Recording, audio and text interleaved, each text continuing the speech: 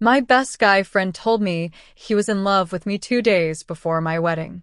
Follow or subscribe for more stories.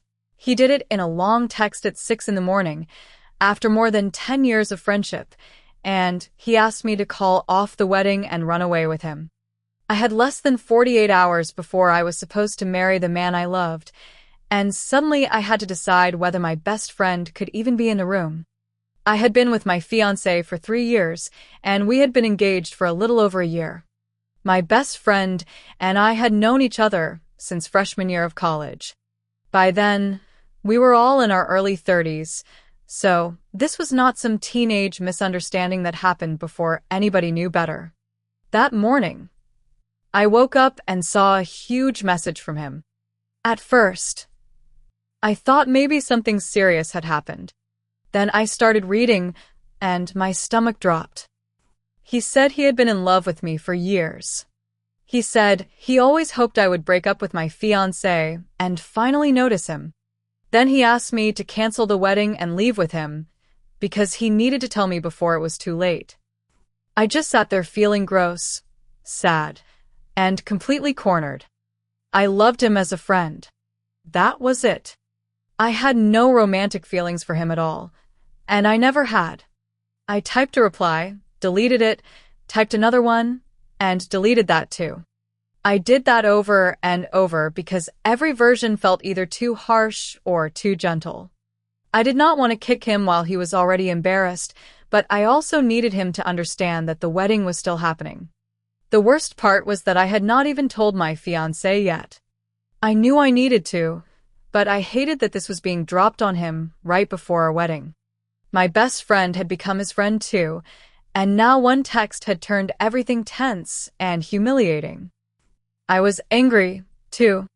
If my friend had feelings for me, there were years when he could have been honest or taken distance.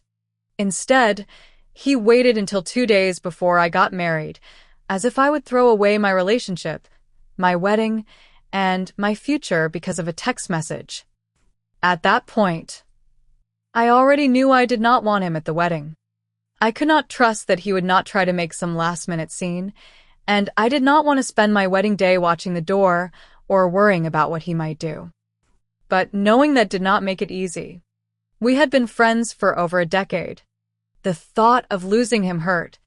The thought of not having him at my wedding hurt too. I cried most of the day because I felt like he had handed me his feelings and made them my problem. What really made me feel sick was wondering whether the friendship had been real to him. Had he been there because he cared about me as a person, or had he just been waiting for me to become available? I hated that I was even asking myself that. That night, my fiancé came home from his brother's place. I let him sit down, and then I showed him the text. He read it quietly, but I could see his eyes getting wider and his expression getting angrier. I immediately started apologizing, which was ridiculous, but I felt so awful that my first instinct was to say sorry. He stopped me and told me I did not owe him an apology for anything. Then we talked through it together. He said he had suspected my friend might have a crush, but he also thought the guy had kept it respectful. And honestly, until that message, he had. We were close, but we were not physically affectionate beyond a side hug when saying hello or goodbye. I even let my fiancé read past messages because I wanted him to see for himself that there had not been an emotional affair and that I had not led my friend on. I had never even vented to that friend about arguments with my fiancé because I knew better than to put him in that role. If I needed to complain, I talked to my mom. Then my fiancé asked me what I wanted to do. I told him the truth. I was sad, but I did not want my friend at the wedding. I was afraid he would try something, and I did not want that hanging over the day. So we wrote a short message together. I told my friend that I was sorry he had mistaken my friendship for something more, but the wedding was going to happen, and it would be best if he did not attend. I also made it clear that my fiancé had read his message and supported my decision.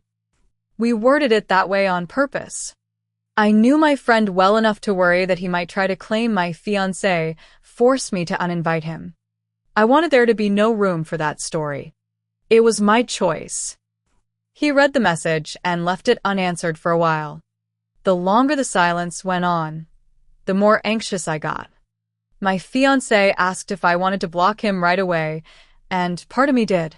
But another part of me still wanted to hear him out, because I was not ready to accept that the friendship was over. When he finally responded, the text was so long I had to open it separately to read it. And it was awful. He called me a liar. He said I had led him on for over a decade. He said he hoped my fiancé left me. Then he wished something cruel and painful on our future family. It was one horrible thing after another, and I started crying. My fiancé took my phone into another room while I sobbed. I think he called him, but I am not completely sure. What I do know is that about an hour later, my fiancé came back, handed me my phone, and told me it was handled. My former friend was blocked on everything. He would not be attending the wedding. The best man and my maid of honor knew what had happened, and they were ready to deal with it for me if he tried to show up. For the first time all day, I could breathe. After that response, I was not nearly as sad about him missing the wedding. The person who sent that message was not acting like someone who loved me. He was acting like someone who thought my life owed him a different ending. And then, despite everything, our wedding was amazing.